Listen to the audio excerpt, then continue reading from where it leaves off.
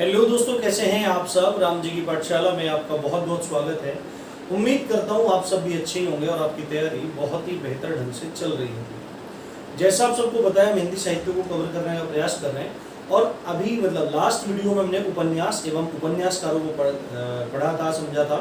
अगर आप उस वीडियो से पढ़ लेते हैं तो मैं गारंटी देता हूँ आपका एक भी उपन्यास एवं उपन्यासकार से बनने वाला प्रश्न नहीं छूटेगा। और आज हम पढ़ने वाले हैं नाटक एवं नाटककारों के बारे में। कौन कौन से प्रमुख नाटक हैं, कौन सा प्रथम नाटक माना जाता है और नाटक के क्षेत्र में किन लोगों को धुरंधर, किन रचनाकारों को धुरंधर समझा जाता है। तो आइए चलिए शुरू करते हैं। तो यहाँ पे देखिए आप, मैंने इधर लिख रखा है और ये इधर लिख रखा है। थोड़े से और बचे हैं, 4-5, वो अलग से मैं लिख दूंगा। एक बार आप सभी लोग इसका स्क्रीनशॉट ले लीजिए अच्छे से। मैं 5-7 सेकंड आपको दे देता हूँ। एक बार आप इसका स्क्रीनशॉट ले लीजिए, ठीक है।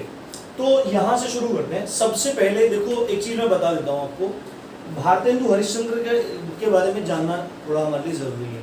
आपको पता है आधुनिक काल जो शुरू होता है, जिसको गद्य काल भी कहते हैं, तो उसमें जो सबसे पहला युग आता है वो भारतेंदु युग आता है, जो भारतेंदु हरिश्चंद्र के नाम से जानता है।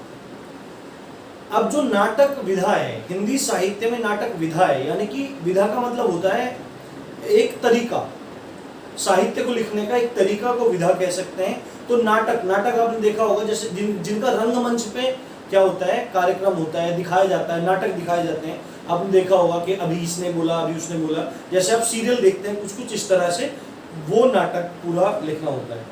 तो नाटक विधा के प्रवर्तक माने जाते हैं भारतेंदु हरिश्चंद्र। आपको इस बात का ध्यान रखना है, नाटक विधा के प्रवर्तक माने जाते हैं भारतेंदु हरिश्चंद्र। और भारतेंदु हरिश्चंद्र संबंधित एक इंपॉर्टेंट क्वेश्चन है हमारे लिए। भारतेंदु हरिश्चंद्र का नाम क्या है? हरिश्चंद्र है, पर भारतेंदु यहाँ पे उपाधि है। अब जो ये भारतेंदु नामक उपाधि है, ये हरिश्चंद्र को किसने दी? ये हरिश्चंद्र को किसने दी? तो आपको याद रखना पड़ेगा, पंडित रघुनाथ। पंडित रघुनाथ, काशी के पंडित रघुनाथ थे, उन्होंने हरिश्चंद्र को भारतेंदु की उपाधि दी थी और भारतेंदु हरिश्चंद्र को नाटक विधा का प्रवर्तक माना जाता है। अब आगे चलते हैं। देखो यहाँ पे सबसे ऊपर लिखा हुआ है आनंद रघुनंदन। आनंद रघुनंदन नाटक है, किनके द्वारा लिखा गया? रीवा नरेश महाराज विश्वनाथ सिंह। ये देखो, आप लोग भी सिंह लगाते होंगे, तो सिंह बोलते हैं, सिंह। एक्चुअली में इसका जो प्रोनाउंसिएशन है, इसका जो शुद्ध उच्चारण है, वो है सिंह। तो ये देखिए, आनंद रघुनंदन है, विश्वनाथ सिंह द्वारा लिखा गया। रीवा एक जगह पड़ती है, आपको पता होगा, एमपी में अगर आप होंगे तो देख रहे होंगे। बड़े प्रतापी राजा माने जाते थे उस समय रीवा नरेश, है ना। इनके विषय में जो दूसरा चैनल है, एंशियंट मोटिवेशन है, उस पर कभी मैं आपको इनके बारे में बताऊंगा कि कैसा इनकी भक्तिभाव था। आनंद रघुनंदन, इन्होंने नाटक लिखा है। अब देखो, दूसरा नाटक यहाँ पे लिखा हुआ है नहुष लिखा हुआ है, और नहुष लिखा है गोपाल चंद्र गिरधर दास। गोपाल चंद्र का ही अन्य नाम गिरधर दास है। और आपको पता होगा गोपाल चंद्र गिरधर दास कौन है? भारतेंदु हरिश्चंद्र के पिता हैं। भारतेंदु हरिश्चंद्र के पिता हैं गोपाल चंद्र गिरधर दास, जिन्होंने नाटक लिखा है नहुष। अब सामान्यतः क्या बात मानी जाती है कि हिंदी का प्रथम नाटक नहुष है, जिसको गोपाल चंद्र गिरधर दास ने लिखा है। जनरली आपके पेपर में ऐसे ही आएगा, आपको नहुष लगा देना है। परंतु विद्वानों में मतभेद है। आपने आचार्य रामचंद्र शुक्ल का नाम जरूर सुना होगा। हिंदी साहित्य के आलोचक कहे जाते हैं, मतलब कि वर्गीकरण में भी उनका नाम आता है। हिंदी साहित्य के ऊपर अच्छी खासी पकड़ आचार्य रामचंद्र शुक्ल रखते हैं। आचार्य रामचंद्र शुक्ल ने नहुष को प्रथम नाटक न मानकर आनंद रघुनंदन को पहला नाटक माना है। तो पेपर में देखो कोई एक ही आएगा। वैसे ज्यादातर अगर आपसे पूछेगा तो आपको बताना है नहुष। पर अगर डिस्प्यूट की बात आ जाती है कि आनंद रघुनंदन पहला है या नहुष पहला है, तो आपको बोल देना है कि वैसे तो नहुष को ही माना जाता है, पर आनंद रघुनंदन आचार्य रामचंद्र शुक्ल के अनुसार माना जाता है, और आनंद रघुनंदन विश्वनाथ सिंह के द्वारा रचित है। पेपर में दोनों एक साथ नहीं आएंगे, एक ही आएगा, ठीक है। अब देखो, अब चलते हैं भारतेंदु हरिश्चंद्र के द्वारा लिखे गए नाटकों पर। विद्या सुंदर, भारतेंदु हरिश्चंद्र का नाटक है विद्या सुंदर। विद्या सुंदर भारतेंदु हरिश्चंद्र द्वारा लिखित प्रथम नाटक है, पहला नाटक है। उसके बाद कर्पूर मंजरी। यहाँ पे जितने भी नाटक लिखे हुए हैं सब मोस्ट इंपोर्टेंट है, परीक्षाओं में आए हुए हैं। अगर यहाँ से कर लेते हो ना तो कोई दिक्कत नहीं है। पूरी सीरीज अगर देख लेते हो ना साहित्य की, तो मैं दावा करता हूँ, वादा भी करता हूँ, दावा भी करता हूँ कि 95% तक क्वेश्चन नहीं छूटने वाले हैं आपके, और आपको हिंदी साहित्य इस कदर समझ में आएगा कि आपको मौज आ जाएगी। तो विद्या सुंदर, कर्पूर मंजरी, भारत जननी, भारत दुर्दशा बहुत फेमस है। भारत दुर्दशा भारतेंदु हरिश्चंद्र का बहुत फेमस है। मुद्रा राक्षस भी बहुत फेमस है। नील देवी, नील देवी। और अगला नाटक है इन्हीं का वैदिकी हिंसा, हिंसा न भवती। वैदिकी हिंसा, हिंसा न भवती, ये नाटक भी भारतेंदु हरिश्चंद्र का है। उसके बाद है विशस्य विषमौषधम, विशस्य विषमौषधम, ये भी नाटक भारतेंदु हरिश्चंद्र का है।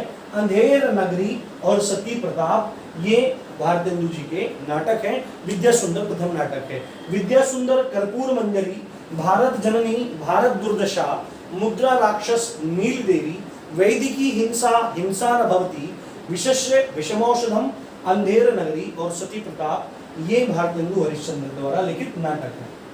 उसके बाद कल मैंने उपन्यास पढ़ाए थे। उपन्यास में क्या आया था? परीक्षा गुरु लाला श्रीनिवास दास। लाला जी की परीक्षा हुई, किसने की? गुरु ने की, और प्रथम उपन्यास माना जाता है। उन्हीं लाला श्रीनिवास द्वारा रचित 3 नाटक हैं जो आपको जानने जरूरी हैं, इंपॉर्टेंट है। संयोगिता स्वयंवर, तप्त संवरण और प्रहलाद चरित्र। संयोगिता स्वयंवर, तप्त संवरण और प्रहलाद चरित्र, ये लाला श्रीनिवास दास द्वारा रचित है। उसके बाद प्रताप नारायण मिश्र जी का एक बहुत फेमस है, हठी हम्मीर। हठी हम्मीर ये नाटक है। बालकृष्ण भट्ट, बालकृष्ण भट्ट का याद है? कल मैंने बताया था, इन्होंने उपन्यास भी लिखे हैं बालकृष्ण भट्ट ने। भट्ट जी ने बालकृष्ण की उपासना की, क्या हो गए? ब्रह्मचारी हो गए, नूतन ब्रह्मचारी। ठीक है। उसके बाद क्या बात आई थी दूसरी?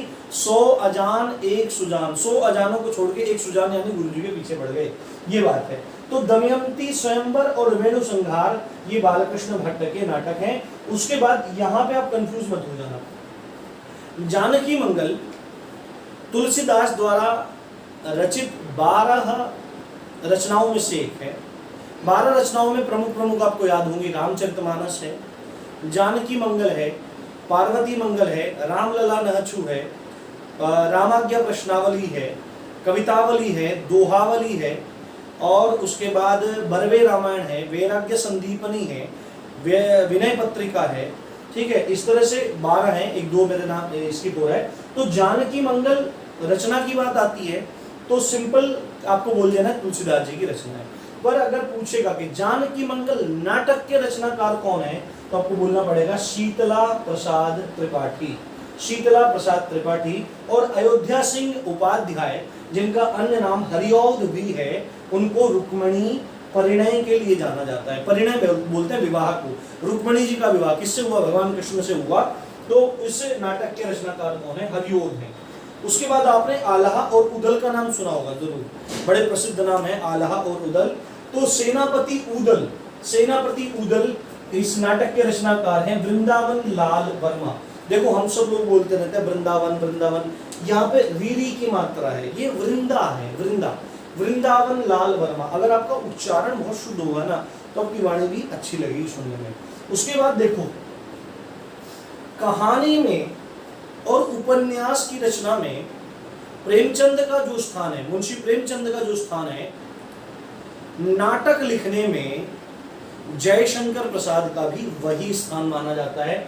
जयशंकर प्रसाद का Karunalaya, Sajjan, Kamna, Ajatashatru most important, Chandragupta most important, Skandagupta most important, Dhruvswamini most important, Janamejaya का नाग यज्ञ। जनमेजय कौन थे? आपको पता होना चाहिए। जनमेजय राजा परीक्षित के लड़के थे। राजा परीक्षित कौन थे? राजा परीक्षित पांडवों के पौत्र थे। ठीक है। अब राजा परीक्षित को आपने पता होगा कि सुखदेव जी ने कथा सुनाई, भागवत जी कथा सुनाई। जो 18 पुराण है उसमें श्रीमद् भागवत एक पुराण है। उस पुराण की कथा शुकतीर्थ नामक स्थान में सुनाई। किसने? परीक्षित जी को सुखदेव जी ने। वो शुकतीर्थ नामक पवित्र स्थान, पवित्र तीर्थ है, वो मुजफ्फरनगर जनपद में स्थित है, हमारे जनपद में स्थित है। कभी आप आइए, आपको दर्शन करना, बहुत सुंदर जगह है, बड़ा रमणीय के गंगा जी का किनारा है और शास्त्रों में आनंद तीर्थ नाम से प्रसिद्ध है शुक्ति, ठीक है। तो वहां पे सुनाई, तो परीक्षित जी को शाप दिया था कि तुमको 7 दिन में, एक ऋषि कुमार ने शाप दे दिया था कि तुमको 7 दिन में तक्षक नाग आके डस लेगा। ऐसा ही हुआ, कथा सुनी, परीक्षित जी का मोक्ष हो गया। उसके बाद उनके जो पुत्र थे परीक्षित के, उनका नाम था जनमेजय, उनका नाम था जनमेजय। तो जनमेजय ने एक यज्ञ किया, और यज्ञ कौन सा था? नाग यज्ञ था। जगह जगह से नाग पकड़ के लाए गए, मतलब इतना गुस्सा हो गए नागों पे, सर्पों पे, कि मेरे पिता को मार दिया इन्होंने, डस लिया। तो जगह जगह से नाग उठाए, स्वाहा स्वाहा, पूरा एकदम सब। तो फिर उसके बाद प्रार्थना की गई, तो वो यज्ञ बंद किया गया। तो जनमेजय का नाग यज्ञ किसने लिखा है? जयशंकर प्रसाद ने लिखा है। हाँ, एक मतलब माना हुआ, मतलब प्राचीन हमारे जो ऋषि मुनि हैं या हमारे शास्त्रों में ये बात आई है। और एक चीज़ और बता देता हूँ मैं आपको, हमारे दादा परदादा गुरु जो हैं, सब लोग हैं, उन लोगों ने एक बात बताई थी, यदि आपके सामने सर्प आ जाए, सांप आ जाए, तो उनके सामने आप बोल के देखना, जनमेजय कीजिए, जनमेजय कीजिए। तो इस तरह से आप बोल के देखना। हालांकि वैज्ञानिक आधार पे इसको मूर्खतापूर्ण कहा जाएगा, परंतु धर्म का आधार क्या होता है? श्रद्धा पे टिका होता है, भक्ति का आधार श्रद्धा पे टिका होता है। तो एक बार आप करके देखना, ठीक है। हम लोगों ने करके देखा है, तो क्या होता है, सांप रास्ता बदल जाता है अपना। एक बार करके देखना, फिर अपने अनुभव आप साझा करना। जनमेजय कीजिए ऐसा बोला जाता है। तो जनमेजय का नाम ये कि ध्रुव स्वामिनी, ये जयशंकर प्रसाद की मोस्ट इंपोर्टेंट रचनाएं हैं। उसके बाद प्रेमचंद की भी 2 नाटक फेमस हैं, जिनमें एक का नाम है करबला और दूसरा है संग्राम, सुमित्रा नंदन पंत जी की एक नाटक रचना है जिसका नाम है ज्योत्सना। मैथिली शरण गुप्त की रचना है, नाटक में ही चंद्रहास। और धर्मवीर भारती का एक नाटक है जिसका नाम है अंधा युग। ये नाम आपको याद रखना है, बहुत अच्छे से याद रखना है। मोहन राकेश का आषाढ़ का एक दिन बहुत इंपॉर्टेंट है। यूपीएससी में जो हिंदी साहित्य ऑप्शनल है, उसमें आषाढ़ का एक दिन भी सम्मिलित है। पूछा जाता है, लहरों के राजहंस और आधे अधूरे, ये मोहन राकेश की प्रमुख नाटक रचना है। मन्नू भंडारी का नाम बड़ा फेमस है। मन्नू भंडारी का नाटक है रजनी दर्पण और बिना दीवारों के घर। बिना दीवारों के घर और रजनी दर्पण, ये मन्नू भंडारी की रचना है। सर्वेश्वर दयाल सक्सेना जी की नाटक रचना है बकरी। बकरी बड़ा फेमस है, आपको ये याद रखना है। भीष्म साहनी जी का 2 नाटक बड़ा फेमस है, कबीर खड़ा बाजार में और हानुष। कबीर खड़ा बाजार में और हानुष, ये सब रचनाएं आपको याद रखनी है। अच्छे से बार बार देखो, आपको लगेगा याद कैसे करेंगे। आप बार बार इनको पढ़ते रहिए, नोट्स बना लीजिए, तो आपको याद हो जाएंगी। जब ऑप्शन में आपके सामने आएगा तो आप इजीली इनको सही कर देंगे। तो अब देखो, 4 और शेष हैं, एक बार आप इसका स्क्रीनशॉट ले लीजिए। ये 4 और इम्पोर्टेंट हैं, ये परीक्षाओं में बार बार पूछे जाते हैं। तो इसमें पहला स्क्रीनशॉट ले लीजिए आप एक बार, ठीक है, ले लिया होगा। चरणदास चोर एक नाटक है, वो किनका है? हबीब तनवीर का है, ये आपको ध्यान रखना है। एक और द्रोणाचार्य, ये शंकर शेष का नाटक है। घासीराम कोतवाल, ये विजय तेंदुलकर का नाटक है। और कोर्ट मार्शल स्वदेश दीपक का नाटक है, ठीक है। देखो, आप इसको इस तरह याद रख सकते हो, एकदम दिमाग में आ गया कि दीपक ने स्वदेश के साथ में, यानी कि दीपक सेना में है, ठीक है, दीपक है सेना में, और दीपक ने स्वदेश यानी कि अपने देश के साथ में गद्दारी कर ली, तो उसका सेना ने क्या कर दिया? कोर्ट मार्शल कर दिया। दीपक ने अपने देश के साथ में गद्दारी कर ली, तो क्या हो गया? उसका कोर्ट मार्शल हो गया। ये बात आपको ध्यान रखनी है। तो ये कुछ नाटक थे जो आपके लिए इंपॉर्टेंट थे। उम्मीद है आपको पसंद आए होंगे। मैक्सिमम शेयर कीजिए और सब्सक्राइब किए बिना मत जाइए यार, और वीडियो को लाइक करना मत भूलो, बहुत मेहनत लगती है, आप अंदाजा नहीं लगा सकते हैं। तो इसी अच्छी बात के साथ आप देख रहे थे राम जी की पाठशाला। मैं हूँ राम भारद्वाज। जय हिंद, जय भारत।